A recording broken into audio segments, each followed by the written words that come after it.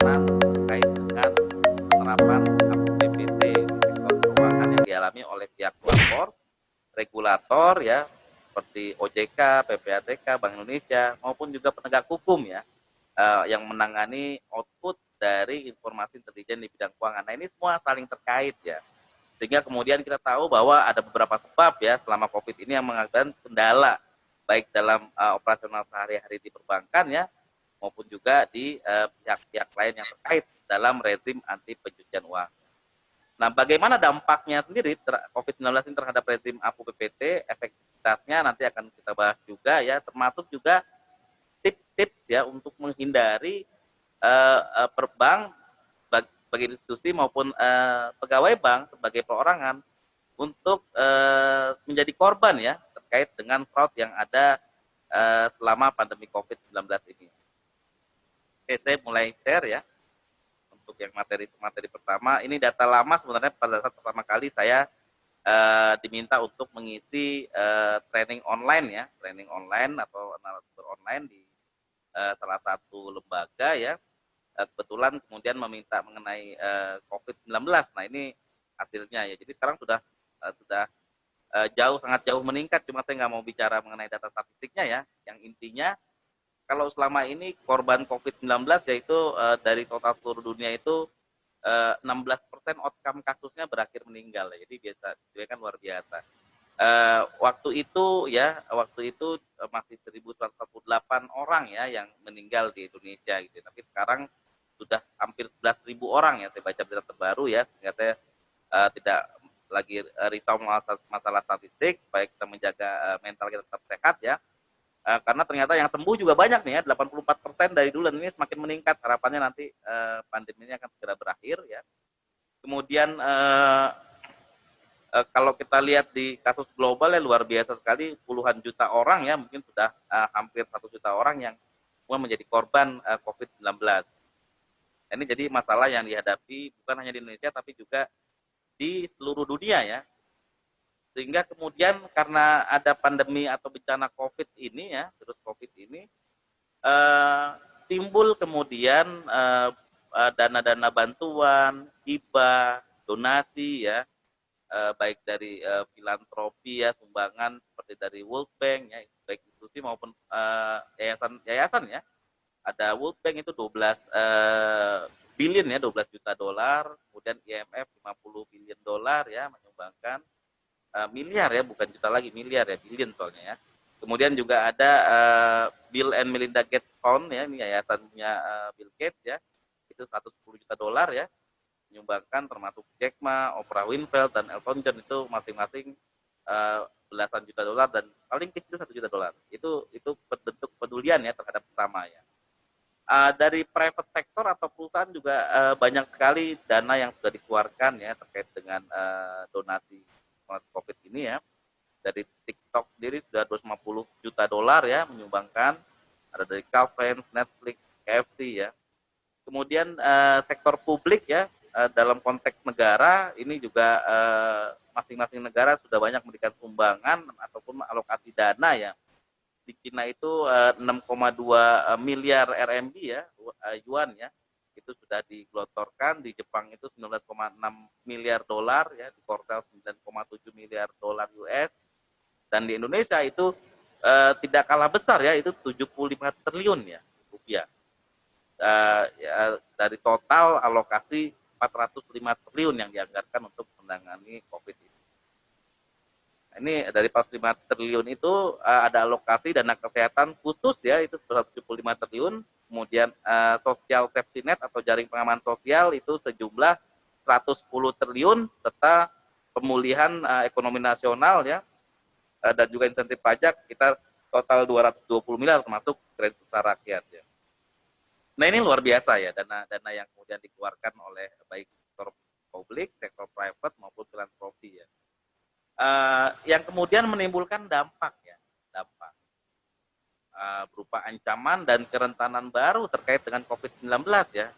Tentunya ancaman kerentanan itu kan kalau kita lihat dalam konteks manajemen risiko itu kita definisikan sebagai probability atau likelihood ya, atau kecenderungan ya. Sementara bagaimana efeknya secara ekonomi, sosial, hukum, dan sebagainya itu adalah dampak, khususnya terhadap money laundering dan pendanaan terorisme. Karena banyaknya dana ini kemudian timbul potensi-potensi fraud. Itu ancaman fraud. Kemudian kerentanan ya dari kondisi industri keuangan sendiri saat ini ya.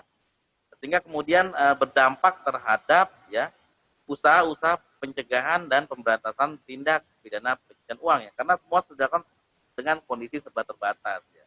Sehingga kemudian diperlukan ada implementasi kebijakan yang efektif ya untuk mengelola dampak dari COVID-19.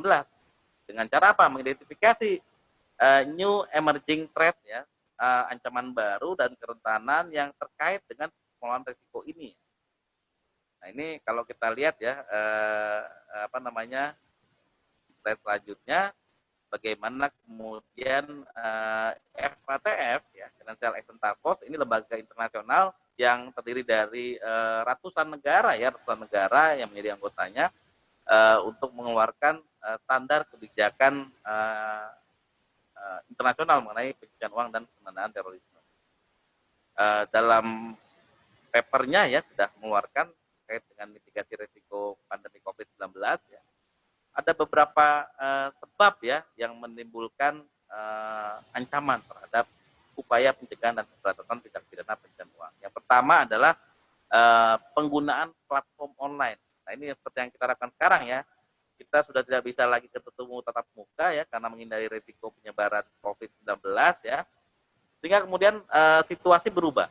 Pelatihan dilakukan secara online, bukan hanya pelatihan tapi juga penjualan ya, jual beli ya, itu di marketplace banyak terjadi peningkatan yang signifikan ya. Itu peningkatan penjualan online. Kemudian juga perubahan perilaku penggunaan platform online oleh lembaga pemerintah, mengadakan rapat-rapat telemeeting online ya, bisnis, kemudian juga individu. Sehingga kemudian inilah yang menyebabkan peningkatan luar biasa terhadap peningkatan penggunaan platform online. Ya, di satu sisi ini kemajuan teknologi dan kita dipaksa untuk berubah ya, perilaku kita untuk berubah. Ya.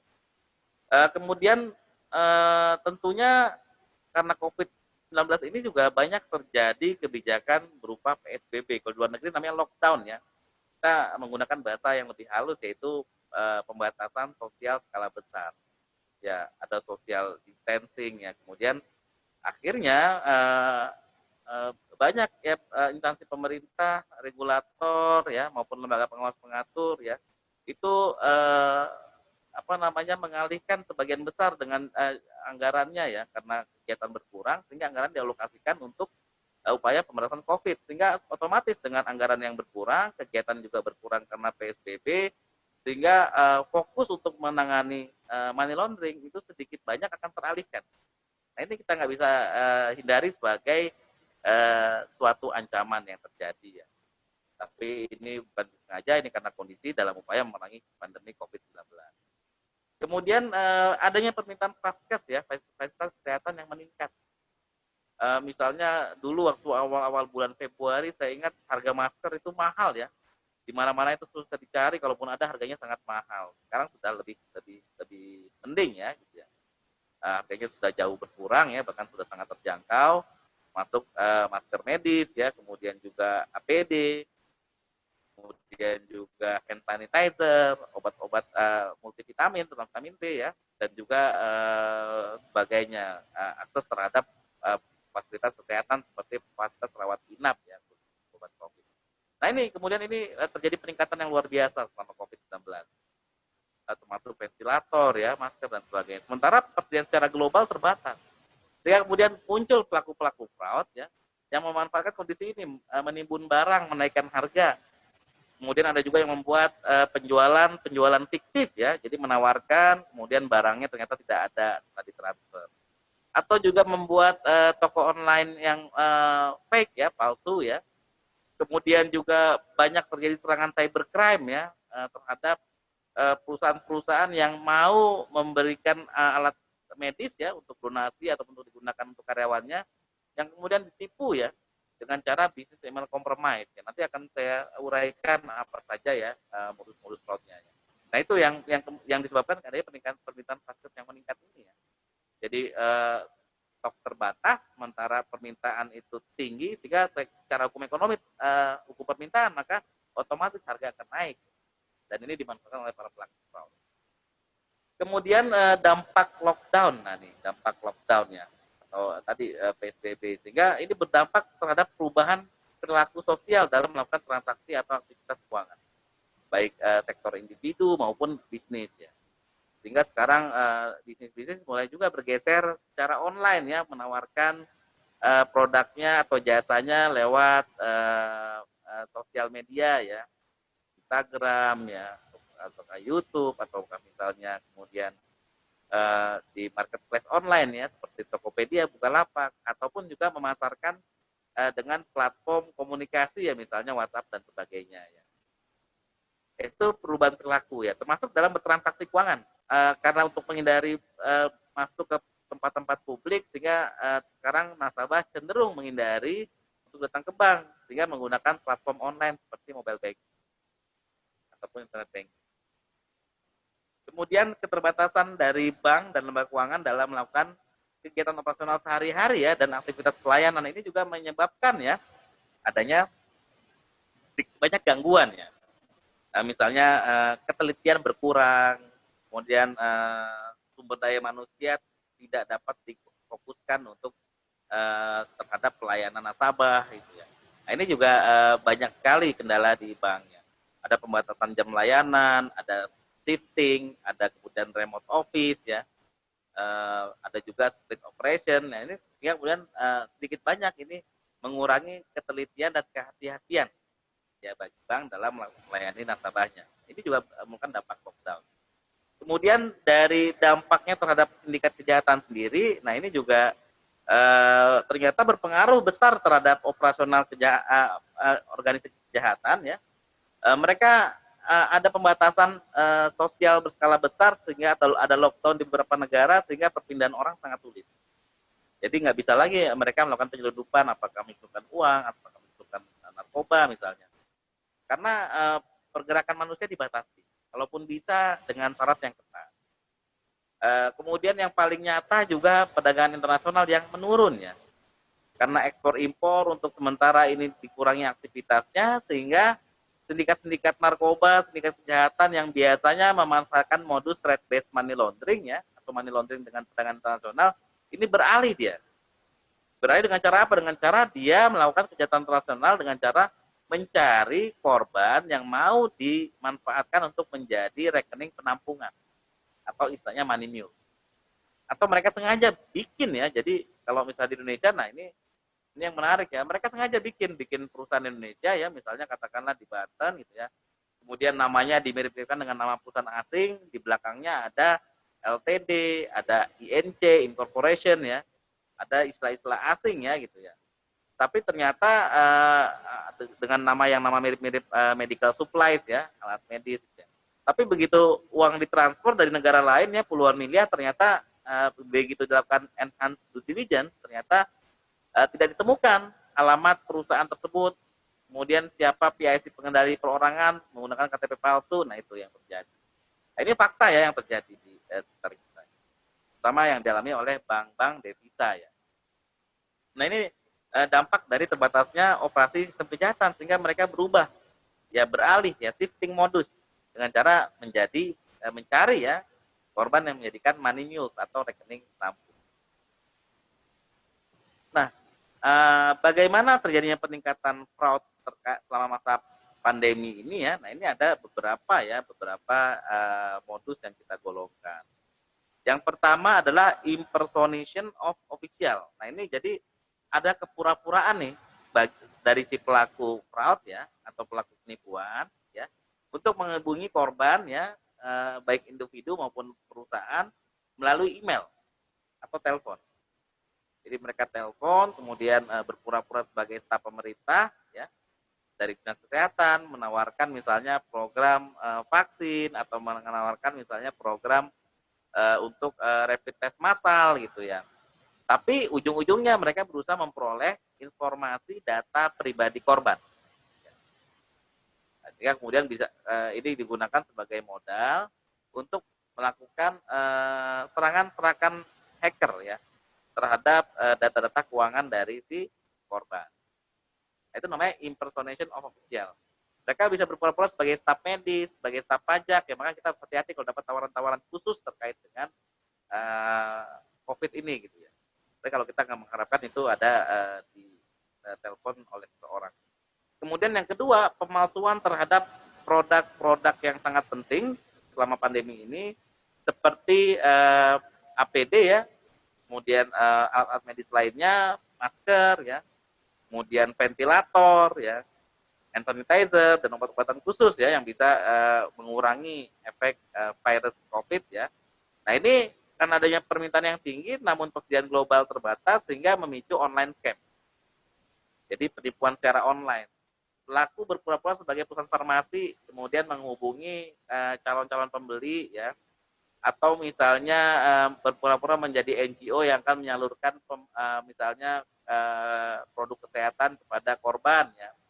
Nah, kemudian korban dipancing untuk bisa melakukan pembayaran baik secara transfer ke rekening maupun kartu kredit. Sementara rekening yang menampung itulah rekening money mule tadi ya, rekening penampung yang sengaja diciptakan untuk menampung dana hasil. Yang kadang-kadang ini terjadi lintas negara ya. Kemarin juga pernah saya tangani satu kasus ya, itu di hari libur ya, ternyata ada dana 60 miliar itu masuk dari negara lain ya, dan itu masuk ke perusahaan yang melakukan penipuan dengan serangan cyber attack ya, berupa pembobolan email resmi di akun perusahaan yang menjadi korban. Jadi dia berpura-pura jadi klien dan tagihannya diarahkan ke rekening bank atas nama perusahaan di Indonesia ya, dengan nama yang dimirip-miripkan nama asing ya, nama China ya, dan di belakangnya juga seperti perusahaan internasional ya, sehingga kemudian dana masuk ya dari negara dari perusahaan di negara lain. Nah, ini korban penipuan ya. Kemudian penggalangan dana amal palsu ya, atau fake charity ya. Dan kasus ini pelaku berpura-pura sebagai organisasi internasional ya. Kemudian dia membuat email sirkuler atau kita bilang blasting email ya. Jadi dia blasting email, minta sumbangan untuk keperluan penelitian ya, penelitian untuk menemukan vaksin misalnya, ataupun untuk korban ya, untuk tenaga medis atau untuk produk kesehatan ya. Di mana ketika para korban menerima email, mereka diminta menyediakan informasi berupa kartu kredit atau melakukan pembayaran ke dompet elektronik tertentu. Nah ini kalau modus cyber crime biasanya disebut sebagai modus phishing. Jadi dia blasting email. Nanti siapa saja yang merespon, nah itu menjadi calon korban.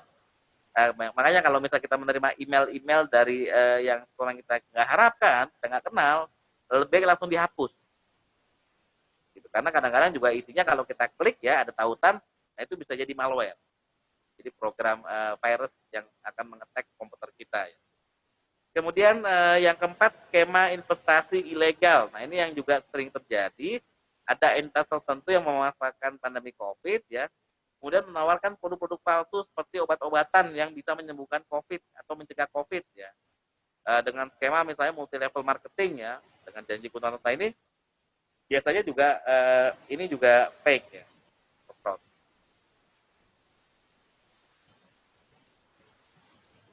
Nah, slide selanjutnya ya ini bicara tentang cybercrime ya. Bagaimana tadi setelah kita simpulkan dari 4 modus yang ada, semuanya mengarah kepada sebagian besar terhadap cybercrime. Tapi nggak menutup kemungkinan ada juga dampak COVID-19 yang terkait dengan tindak pidana asal lain ya, tindak pidana lain cybercrime. Kenapa saya bilang sebagai tindak pidana asal? Karena yang namanya tindak pidana pencucian uang itu terjadi setelah adanya tindak pidana asal.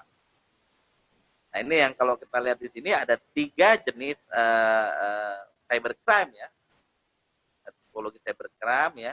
Yang pertama adalah email dan SMS phishing attack. Ya, jadi namanya phishing itu dia mancing ke siapapun calon korbannya. Jadi sistemnya blasting email atau blasting WA ya, atau blasting SMS.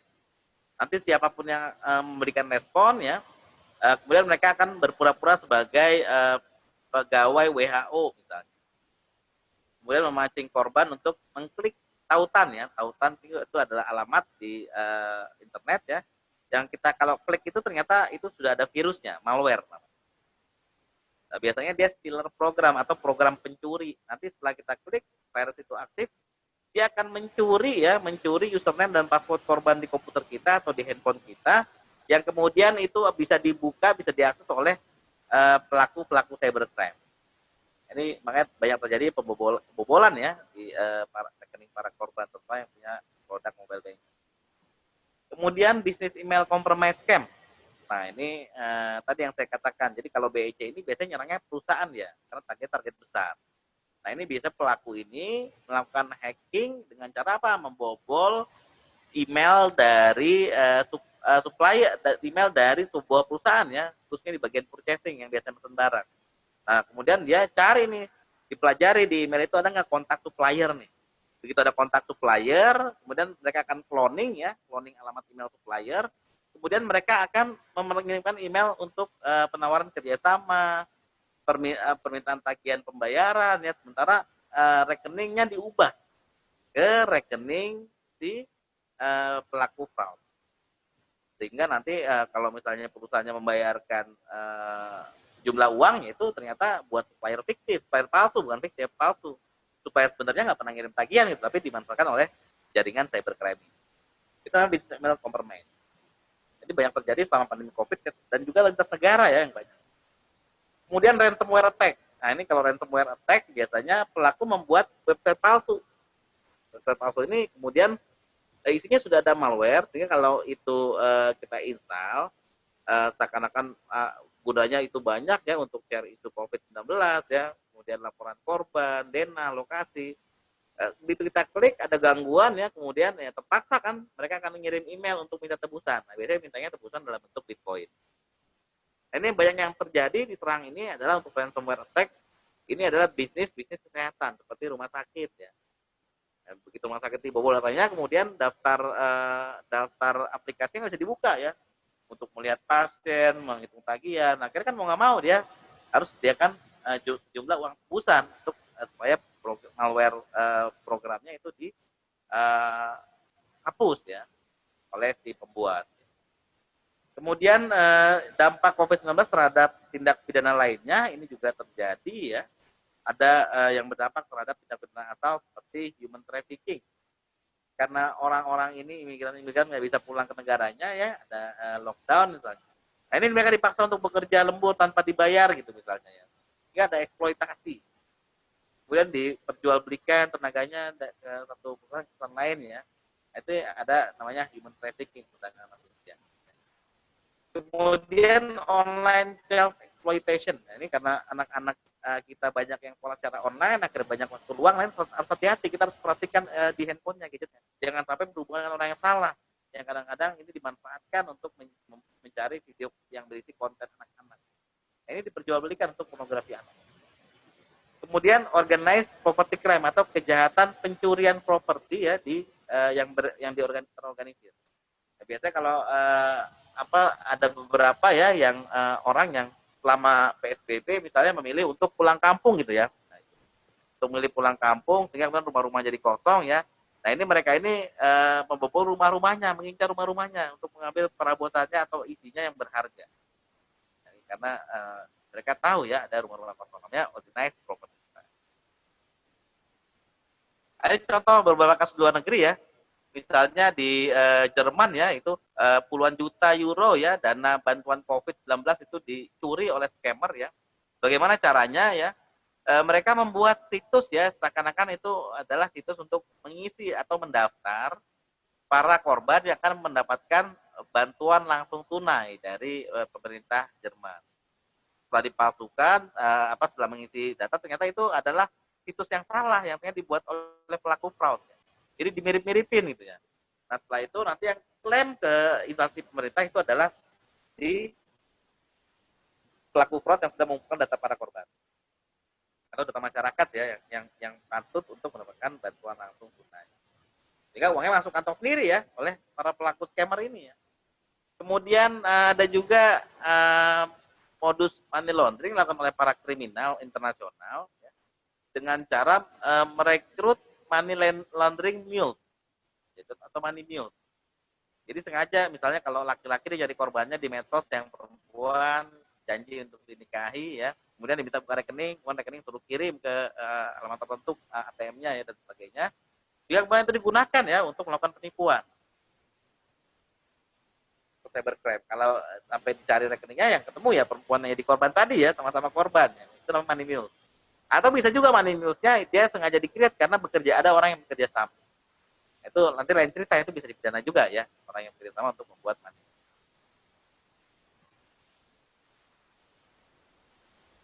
Nah, terkait dengan kasus fraud ini ya, terkait dengan COVID ini, maka Interpol itu sudah mengeluarkan warning. Jadi Interpol itu adalah organisasi internasional yang anggotanya adalah polisi-polisi di 184 negara. Nah, ini mereka sudah membantu menangani ya pada saat bulan Mei kemarin itu sudah 30 kasus, sekarang saya yakin pasti lebih banyak ya. Kemudian juga sudah memblokir ya 18 rekening bank di Asia dan Eropa dengan nilai $30.000 US. Ini terus berkembang. Kemudian ada purple notice yang dikeluarkan oleh Interpol ya untuk memperingatkan 124 negara anggotanya supaya tidak jadi korban fraud yang terkait dengan pandemi COVID-19. Yang pertama, misalnya kalau Bapak Ibu ya mencari ataupun ingin membeli ya persediaan medis secara online, apakah masker, APD gitu ya, atau menerima email dan tautan yang menawarkan bantuan medis, maka kita harus waspada. Jangan sampai kita berurusan dengan pelaku fraud. Misalnya dia nggak punya alat flight medisnya, tapi dia nawarin ya. Kalau di internet ya, kita mesti lihat ya. Kalau dia jualan online, penjualnya ini bagaimana nih respon dari buyers-nya? Ada nggak komentar-komentar negatif gitu ya? Nah, itu juga harus kita perhatikan. Berapa lama dia sudah eksis untuk melakukan jual beli online, nah, itu juga jadi catatan. Jangan sampai kita tertipu ya ke penjual yang salah. Ya, uang kita akan hilang kan. Kemudian yang kedua, memverifikasi secara independen ya, secara mandiri ya, perusahaan atau individu yang menawarkan barang sebelum melakukan pembelian. Tadi istilah kita melakukan CDD lah, atau customer due diligence terhadap penjual. Kemudian waspadai situs web palsu ya, milik penjahat yang sering menggunakan alamat web yang hampir identik sama. Nah, ini sering terjadi nih. Mereka bikin website yang mirip-mirip namanya ya, misalnya apa? Misalnya WHO ya, who.org gitu ya. Dia bikin who_.org. Jadi harapannya orang nggak teliti salah gitu ya. Padahal itu adalah website palsu, kita digiring nanti setelah masuk ke sana. Kemudian berhati-hati periksa ulasan online perusahaan sebelum melakukan pembelian. Tadi ada keluhan ataupun dari pelanggan lain ya, atau ketidakpuasan. Kemudian berhati-hati jika diminta melakukan pembayaran ke rekening bank yang berlokasi di negara yang berbeda dari tempat perusahaan berada. Misalnya perusahaan ini yang menawarkan di Cina, kemudian dia jual barang ke Inggris. Maka yang Inggris ini harusnya hati-hati gitu ya. Karena diminta untuk transfer ke rekening di Indonesia. Ngapain yang jual di Inggris, di Cina, tapi kok transfernya ke perusahaan Indonesia gitu. Itu ciri-ciri pelaku fraud. Karena mereka biasanya memang lintas negara bekerjanya. Kemudian berhati-hati jika pada saat menjadi korban penipuan, maka sebaiknya segera beritahu bank tempat Anda menyimpan rekening yang menjadi korban. Itu dari bank pengirim, dan rekening Anda sudah mengirim ke pelaku fraud, rekening pelaku fraud di bank lain, kita sadar, ini kok barang nggak nyampe-nyampe ya. Atau kita tahu ini penipuan, maka langsung lapor ke bank tempat kita punya rekening yang transfer tadi, itu adalah fraud beserta dengan uraian kronologis, surat pernyataan ya, dan laporan polisi biasanya diminta. Setelah itu kita minta ke banknya untuk konkret klaim ya ke bank penerima. Nanti di bank penerima akan diverifikasi. Kalau memang dipastikan ini adalah pelaku fraud rekeningnya, maka dana bisa dikembalikan terlebih dahulu. Nah, ini namanya mekanisme buy load. Jadi pengembalian dana atau refund dari dana hasil penipuan ya, belum adanya proses pidana. Ya, jadi kalau mau pidana kan lama nih, ya udah balikin dulu lah uangnya. Nah, itu namanya mekanisme buy load, kesepakatan antar bank. Dan ini berlaku di internasional juga. Kemudian jangan mengklik tautan. Nah, ini malware ya. Yang kita nggak pernah harapkan akan kita terima. Tiba-tiba aja dari email kita masuk ya. Misalnya dari medicalsupplies.org gitu ya. Bla bla bla menawarkan program rapid gratis. Klik. Nah, itu jangan sampai. Karena ini biasanya itu yang menjadi media ya untuk melakukan phishing.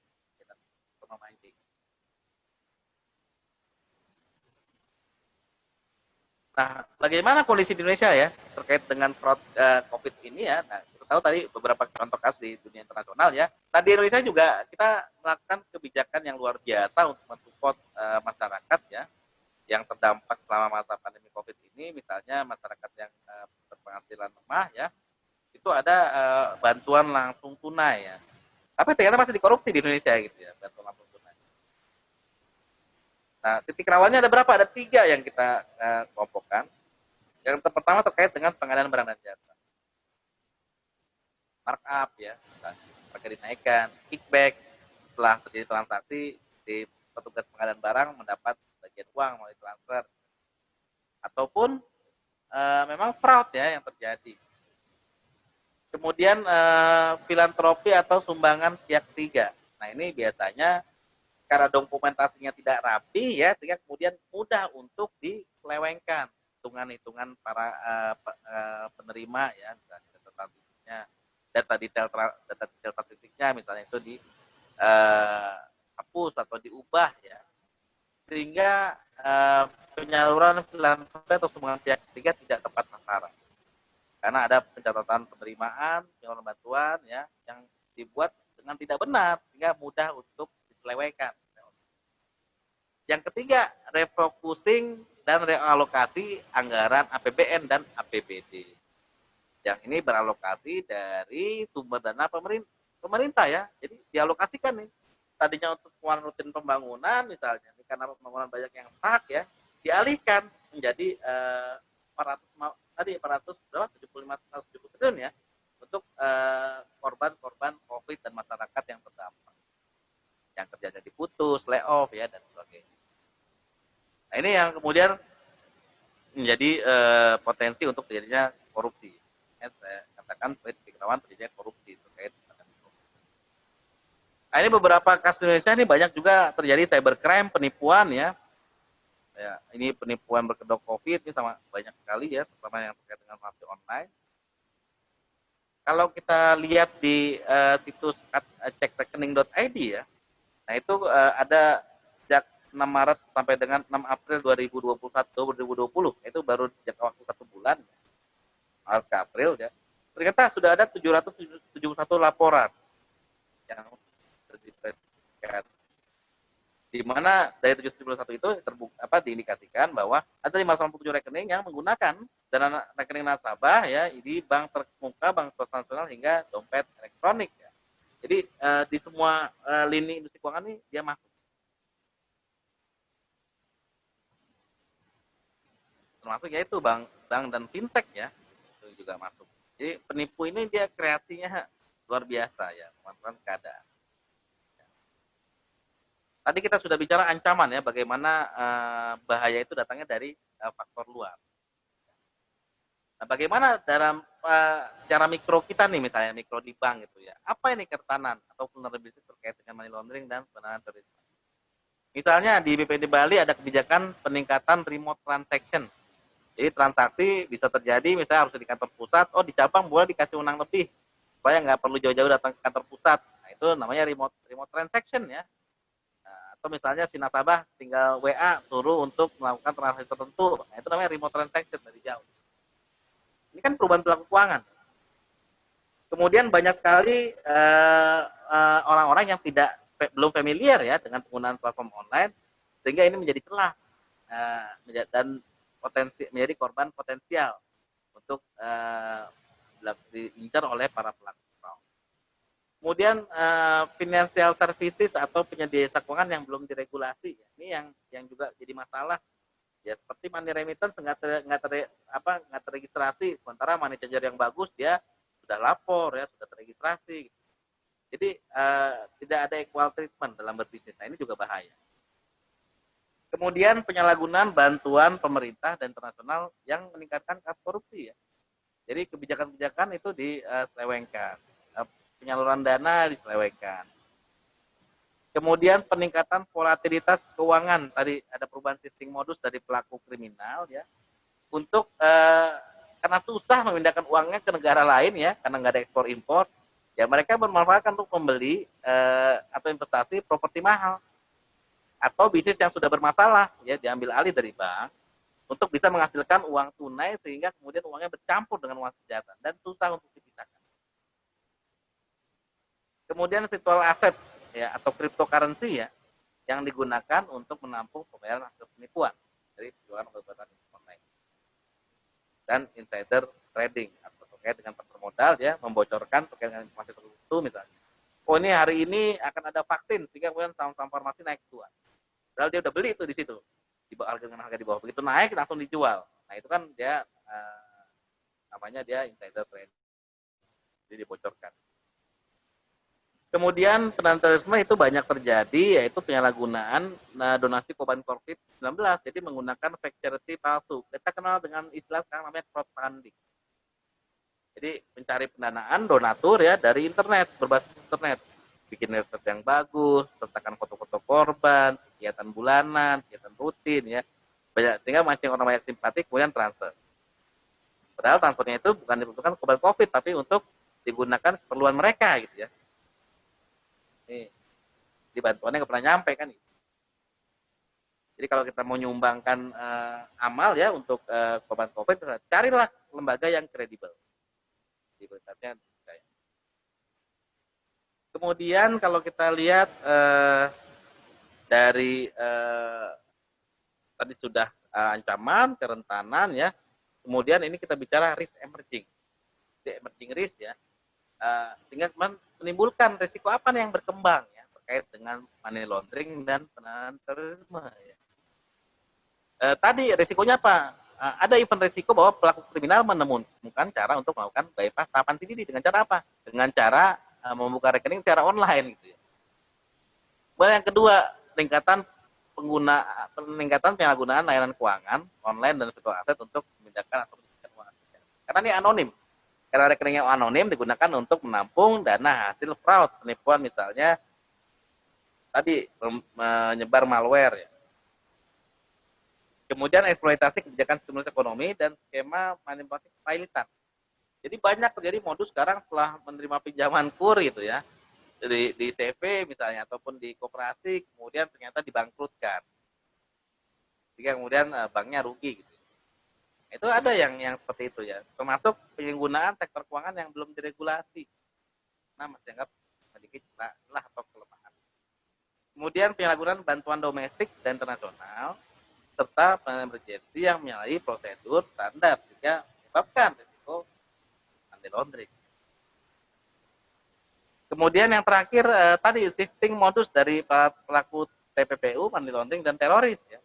Dengan cara apa? Dengan cara menggunakan transaksi keuangan tunai dan penggalangan dana.